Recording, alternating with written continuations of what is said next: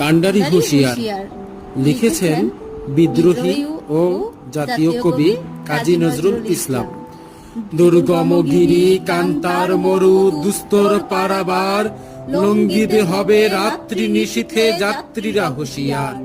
দুলিতেছে তরি ফুলিতেছে জল, ভুলিতেছে মাঝি পথ, ছিড়িয়েছে পাল কে ধরিবে হাল, আছে কার হিম্মত।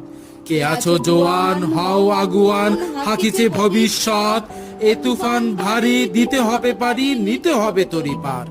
তিমির রাত্রি মাতৃ মন্ত্রী শান্তিরা সাবধান, যুগ যুগান্ত সঞ্চিত ব্যথা ঘষিয়াছে অভিযান।